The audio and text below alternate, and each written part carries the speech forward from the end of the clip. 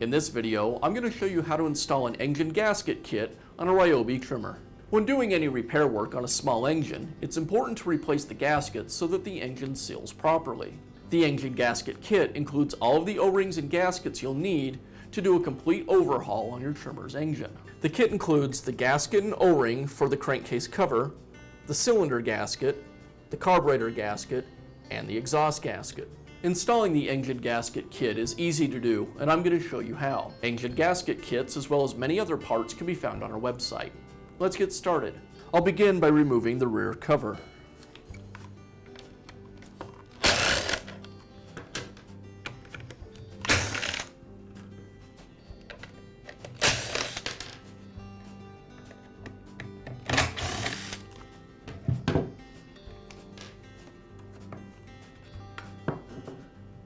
Now remove the two screws that secure the carburetor to the engine.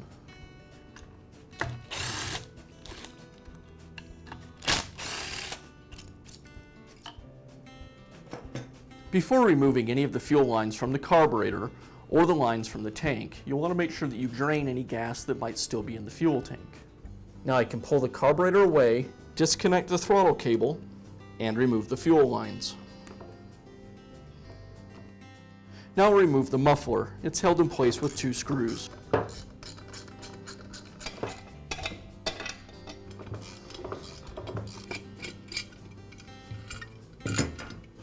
Now remove the carburetor mounting plate. It's held in place with 4 screws. I'll also need to thread the throttle cable through the opening in the mounting plate. As I take this assembly apart, the fuel lines and fuel tank will also come with it.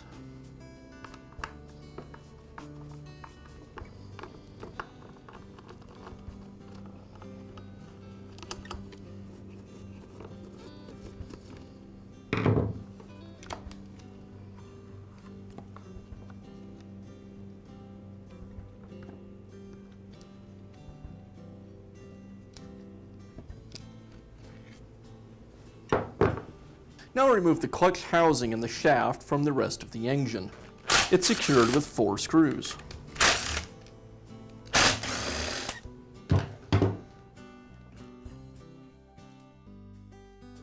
Now remove the clutch drum and the clutch. Before I do that though, I need to bind up the piston. If I don't bind the piston, when I go to remove the screw that secures the clutch drum and the clutch itself, the crankshaft will simply rotate and I won't be able to free them. I'll remove the spark plug boot and then the spark plug.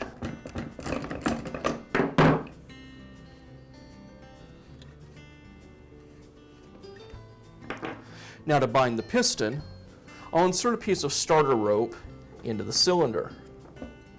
The starter rope will coil up and take up all that space inside the combustion chamber so that the piston won't have any travel and the crankshaft won't be able to rotate.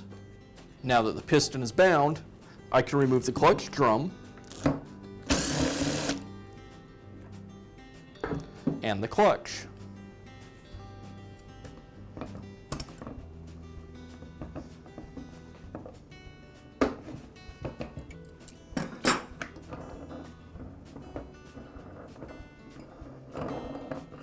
Now I can remove the starter assembly.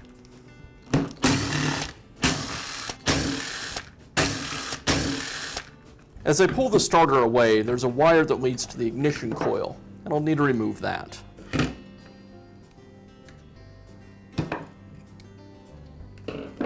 Now I'll remove the flywheel, and the flywheel is secured to the shaft by means of a taper.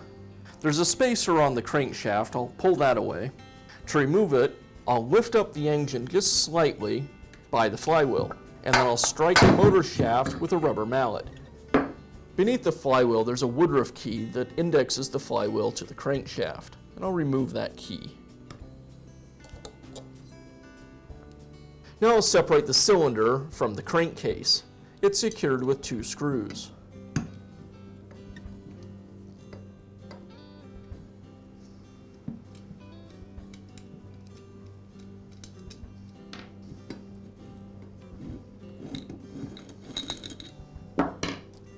I'll now carefully pull the piston from the cylinder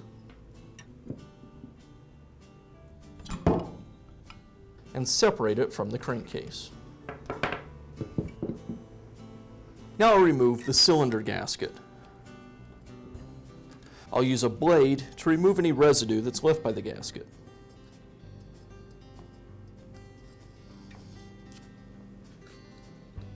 Now I'll install the cylinder gasket.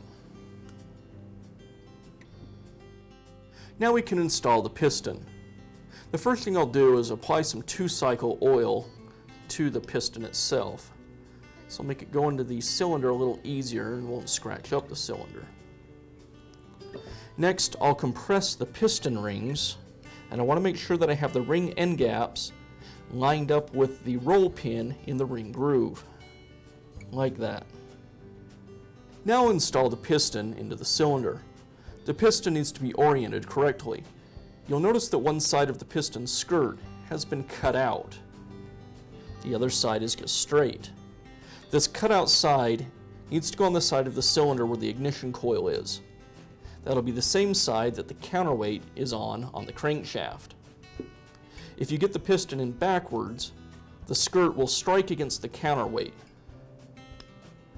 So I'll hold the rings in compression and slide the piston into the cylinder.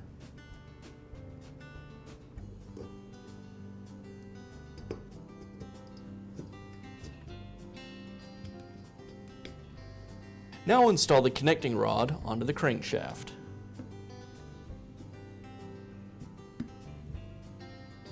I'll slide the cylinder into the crankcase and secure the cylinder with the screws.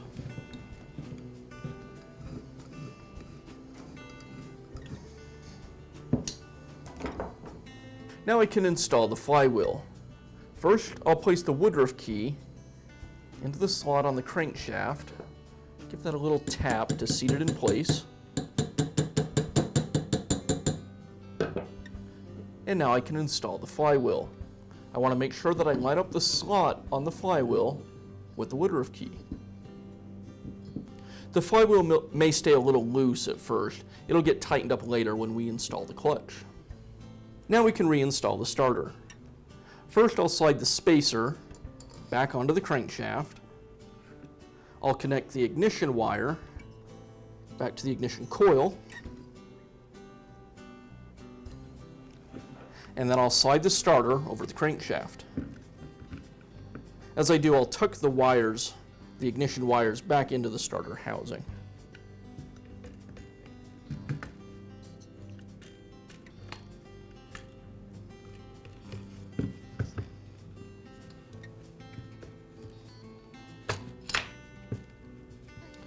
With the starter back in place, now I'll secure it with the screws.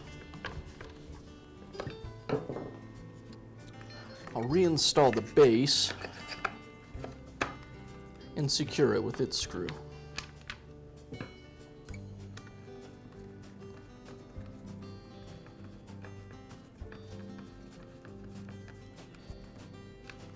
Now install the clutch. First comes the large washer, and then the clutch. If you've removed the piece of starter rope that was in the cylinder to keep the crankshaft from rotating, go ahead and reinstall that now. And then I'll tighten down the clutch with a pair of adjustable pliers.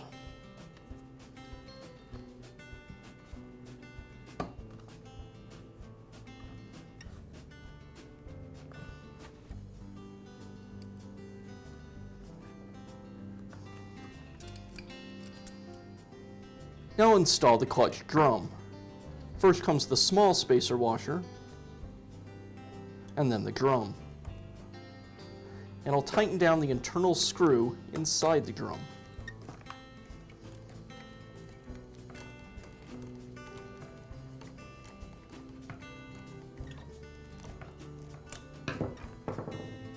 Now reinstall the spark plug.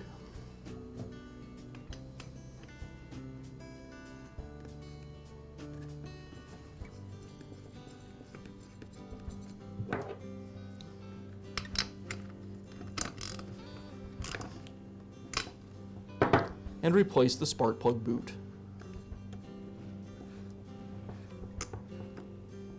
Now remove the crankcase gasket. A razor blade can help with this, and I'll use the razor blade to carefully scrape away any excess material. The gasket kit includes both a gasket or an O-ring that can be used to seal the crankcase cover. Use whichever style was used to seal the cover on your trimmer. Now install the crankcase gasket.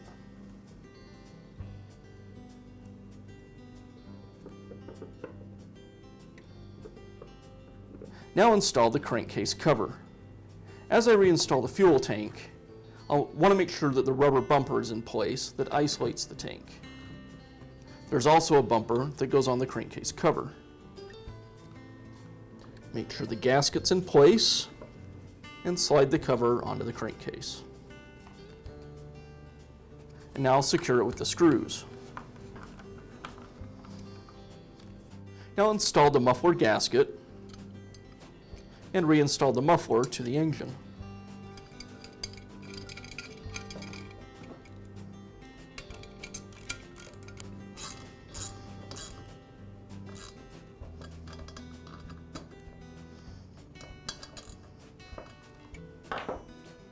Now I'll reinstall the upper shaft to the engine. As I do that, I need to thread the throttle cable through the engine housings.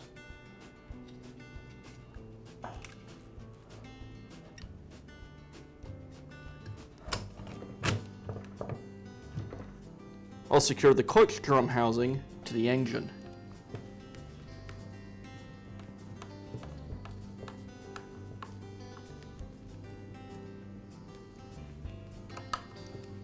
Now install the carburetor gasket. Now I'll reinstall the throttle cable back onto the carburetor's throttle linkage. Now install the incoming fuel line to the bottom of the carburetor.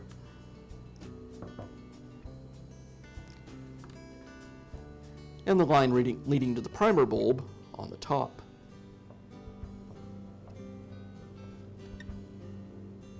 And I'll secure the carburetor as well as the choke plate with the screws.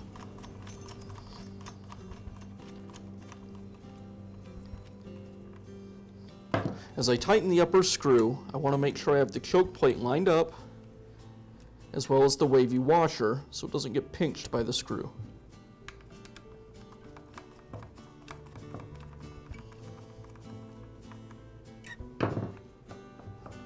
And now I'll reinstall the rear cover with the air filter.